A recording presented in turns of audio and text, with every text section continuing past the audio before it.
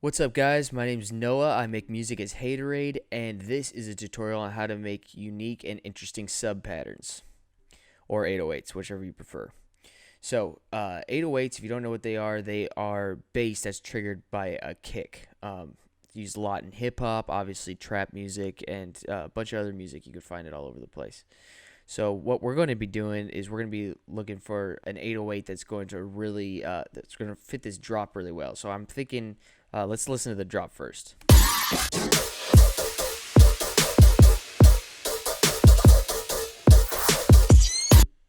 So I'm thinking something that's pretty distorted, but still has that low end rumble that everyone likes in a sub. So let's take a look through the Cymatics Titan pack and see if we could find something we're after. The track we're writing the track in E, so we'll search them first. Let's see.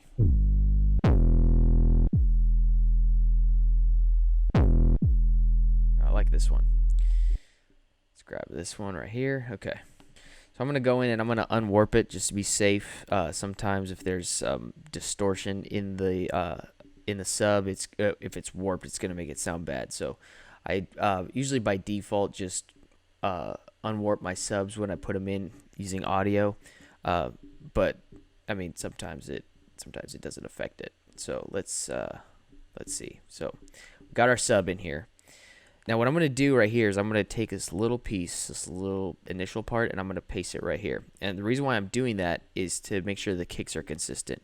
We want the kicks to be consistent all the way throughout, and that includes this part. Even though I'm not going to have a sub come in right here, there's not going to be a massive sub hit on the one, we still want to have that sub underneath the kick. So I'm just going to roll this back. So let's see how it sounds. Without it, it just sounds, it's going to have a little bit more power. We can even add a little bit of volume in there. Yeah, okay, I like that. So next I'm just going to go like this, and I'm going to zoom in, and I'm going to pull the fade out like this. So if you're using Ableton 9, you'll in order to get the fades up, you'll have to right click and click show fades. This button will say show fades. And then the fades will come up and you can pull that back right there. Make sure that there's no fade at the beginning part either. So we're gonna do that, and then we'll just copy it over like this. Remember, we want it to be triggering right at the every time the kick hits. So just paste it in here like this, and we'll paste it right there.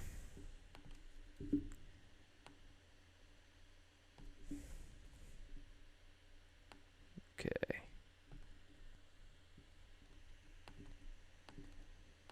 I guess I'll do that, just make it easier.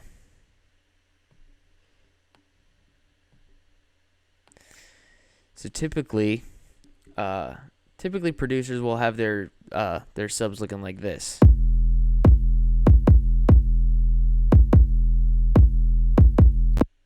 But we don't really want that. We want to give the sub a little bit of room to breathe. So if we're listening to the track all together,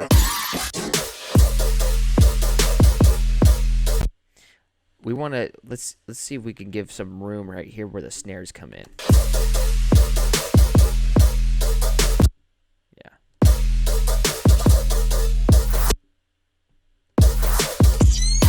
Yeah, right here too. We want to create a little bit of space for that that sound effect right there at the end. We can even pull it in close like this one up here.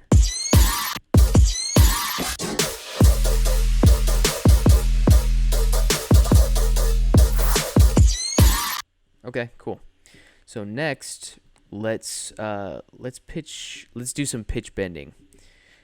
So let's try warping this right here. And I know I said we don't warp them earlier, but if we're pitch bending them, it's necessary when you're working with audio. So let's try this. We'll solo it just for now. And you can shift the samples up an octave by holding shift and pressing the up arrow. That'll shift it up.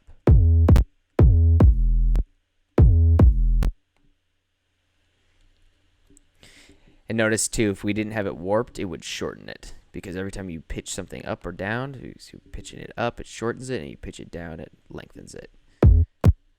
But we want it to be warped so we can actually do a pitch bend. So just like in MIDI, you have to go into the envelopes in order to pitch bend, except it's not called pitch bend in when you're working with audio. It's called transposition modulation. So we're going to try this. We're going to go make an automation point right there. Bring this down. Bring it down to 12 so it meets back at the bottom. We'll shift that up an octave too.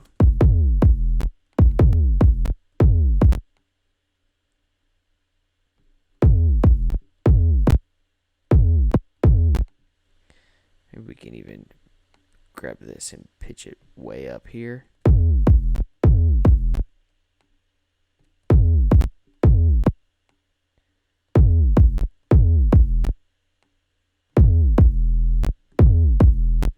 Okay, cool. And maybe we want to pull this fade out a little bit.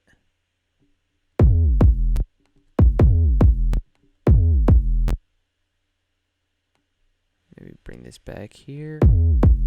Yeah, I kind of like that. Yeah, I like that. Okay. Another thing we could do too is we could just straight up cut it. Cut this one right here. And we'll warp this and just shift this one up an octave. Maybe just up a fifth. We'll go down 5 here. A fifth is always 7 semitones up from the root note. So that's a good rule of thumb to remember.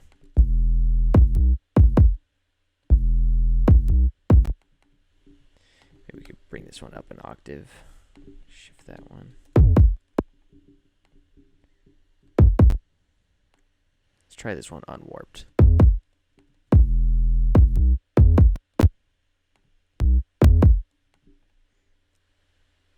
Actually, I screwed up. Okay. Back pedal, back pedal.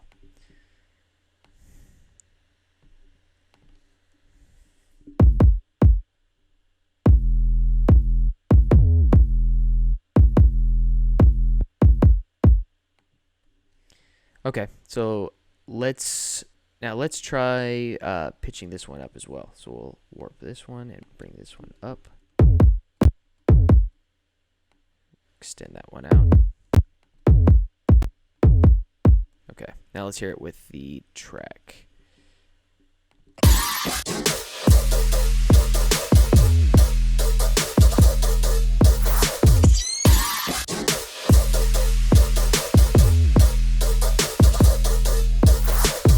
Okay, I'm pretty happy with it.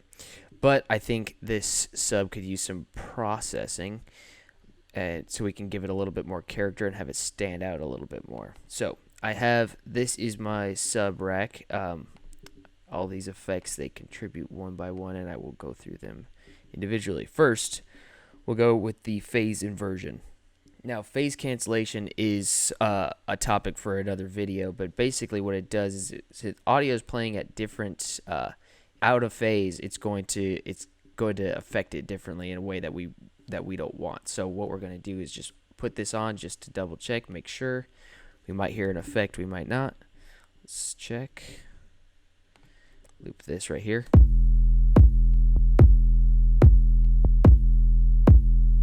Doesn't sound like there's much cancellation, so we'll keep that off for now. Now we'll turn on the Camel Crusher, and I have the preset British Clean set right here. This is basically just a bit crusher, and I like to use this on my subs if I want to give it some more high end, more of a bite on the top end. Sounds good. Sounds good. Now the next one is the Defacer, and this is a free plugin. You can get this online. And I have the distortion turned all the way up, and the mix like about 60% looks like. And I have the low pass filter set to looks like probably about maybe 800, maybe 1,000 hertz. Basically, if you don't know what a low pass filter is, it's basically this. It's you can take all the high frequency out and let the lows pass through. That's why they call it a low pass filter. So that's what that is on this plugin right here. That's basically what's gonna take out some of those piercing highs that it's adding from the distortion. If we listen.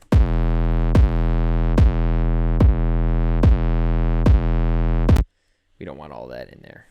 This is a sub still, so we want to have some, some emphasis on the bass. The last one, this is my favorite plugin for basses and subs. It's called R-Bass. It's from Waves, and I think you can get it for $30, but I think it's included in basically every Waves bundle. And this guy packs a punch. Listen to this. Without it. I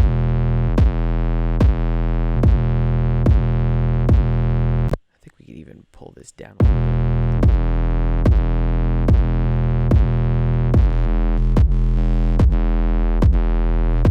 I think we'll leave it at 85. And what this does is basically just adds harmonic tone at that low end, at that 85 hertz, and that's what gives it some extra power on the back end.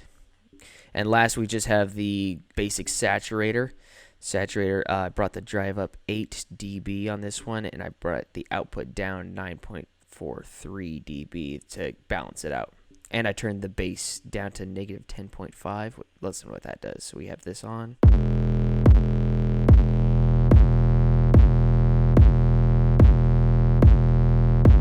Gives it some nice power there. Okay. So now we've got our sub dialed in, or 808. Now let's hear how it sounds with the track. Oh yeah.